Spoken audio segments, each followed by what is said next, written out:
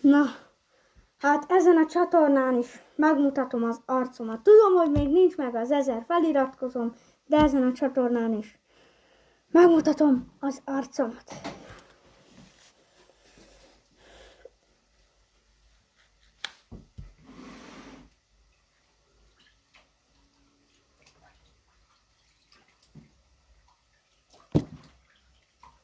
Hát ez lett volna az én arcom. Tudom, hogy csak 4 feliratkozóm van, nem az 1000, mert 1000 feliratkozónál akartam megmutatni az arcomat, de még csak a 4 van meg, 4 feliratkozó, tehát megmutattam az arcomat.